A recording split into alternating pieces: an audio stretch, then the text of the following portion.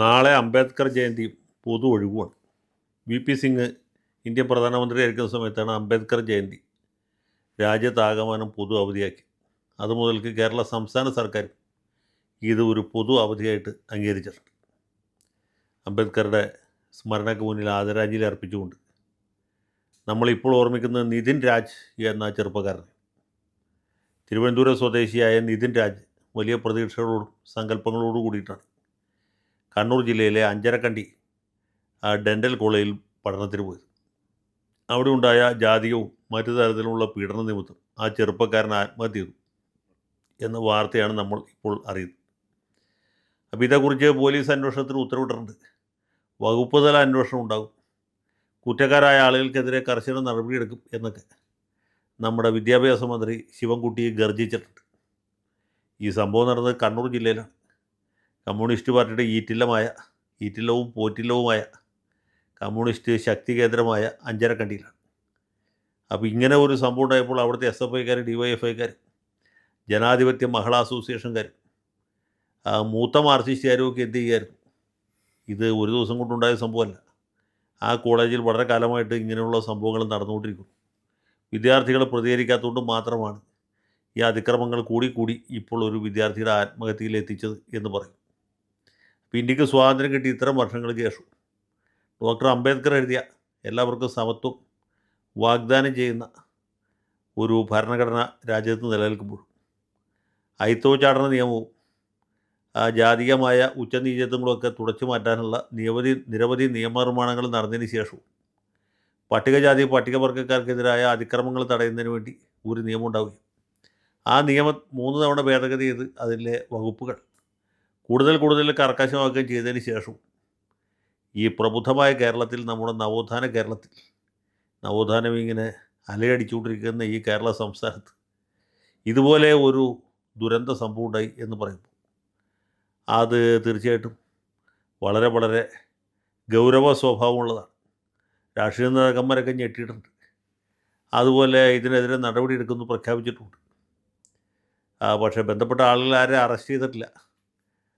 പോലീസിൽ പരാതി കിട്ടിയിട്ടില്ല, കോളേജിലും പരാതി കിട്ടിയിട്ടില്ല. കിട്ടിയിരുന്നെങ്കിൽ നടപടി എടുക്കുമായിരുന്നു എന്നാണ് പ്രിൻസിപ്പളും ഒക്കെ പറയുന്നത്. ഇത് ആരുടെ മാനേജ്മെൻറ്റിൽ നടക്കുന്ന സ്ഥാപനമാണെന്ന് അറിയില്ല. ഏതായാലും മാനേജ്മെൻറ്റിനും അഭിമാനിക്കാം.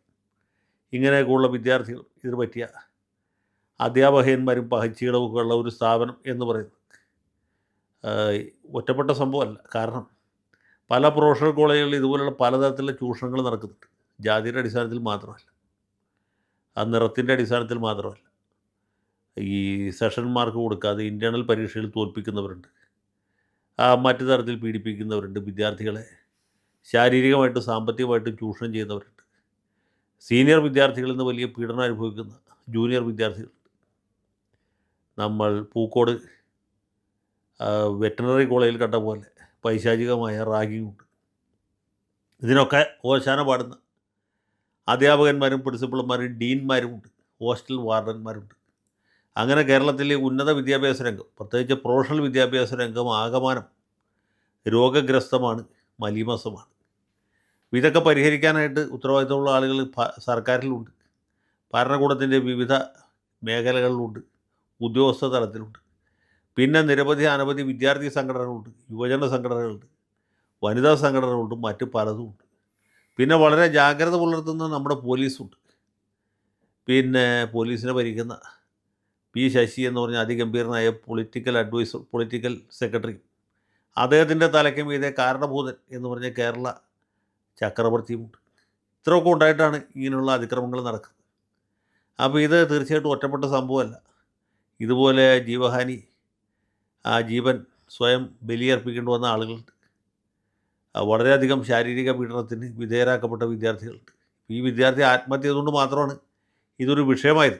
അത് ആത്മഹത്യ കൊണ്ട് മാത്രമല്ല, നിയമസഭാ തെരഞ്ഞെടുപ്പ് കഴിഞ്ഞതിന് ശേഷമായതുകൊണ്ടാണ് ഇതിന് വലിയ വാർത്താ പ്രാധാന്യം കിട്ടിയത്. തെരഞ്ഞെടുപ്പിന് മുമ്പായിരുന്നെങ്കിൽ ആരാലും ശ്രദ്ധിക്കപ്പെടാതെ ഒരു ചരമക്കുളത്തിൽ വാർത്തയായിട്ട് ഒതുങ്ങിപ്പോയത്.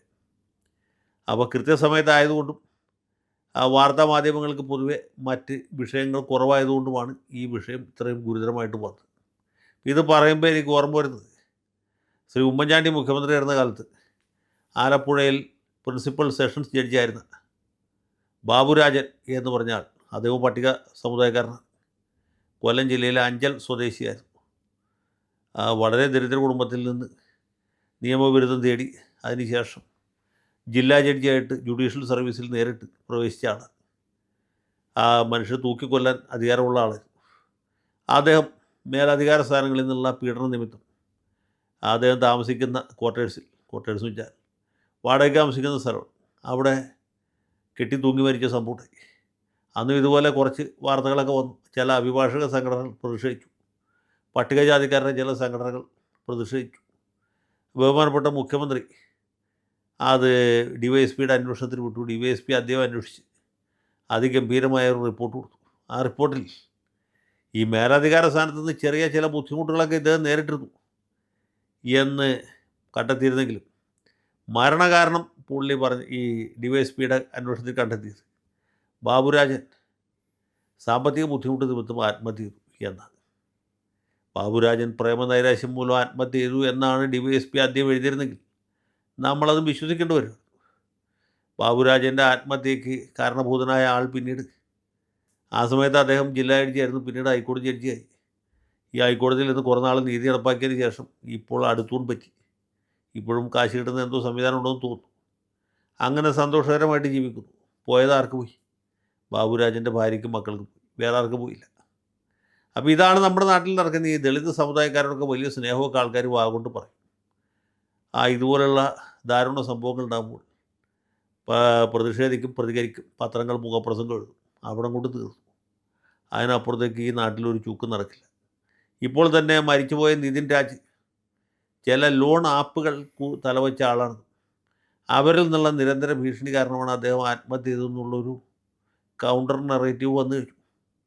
ഇനി മിക്കവാറും ഈ ചെറുപ്പക്കാരനെ പെണ്ണ് കേസിൽപ്പെടുത്താനും മരണാനന്തരം ഏതെങ്കിലും പോക്സോ കേസിൽ ഉൾപ്പെടുത്തി അദ്ദേഹത്തിൻ്റെ ബാക്കിയുള്ള പ്രതിച്ഛായം കൂടി തവിടുപൊടിയാക്കാനുള്ള സാധ്യത വളരെ കൂടുതലാണ് എന്ന് മാത്രം ഓർമ്മിപ്പിച്ചുകൊണ്ട്, അങ്ങനെ ഒരു സാധ്യത ഉണ്ടായാലും, അങ്ങനെ ഒരു ആരോപണം നാളെ കഴിഞ്ഞ് മറ്റന്നാൾ ഉയർന്നു വന്നാലും നമ്മളാരും ഞെട്ടേണ്ടതില്ല എന്ന് മാത്രം മുന്നറിയിപ്പ് നൽകിക്കൊണ്ട് അവസാനിപ്പിക്കുന്നു. എല്ലാ പ്രേക്ഷകർക്കും, പ്രത്യേകിച്ച് പട്ടികജാതി പട്ടികവർഗത്തിൽ ജനിച്ച ആളുകൾക്ക് സ്നേഹസാന്ദ്രമായ ഒരു അംബേദ്കർ ജയന്തി ആശംസിക്കുന്നു.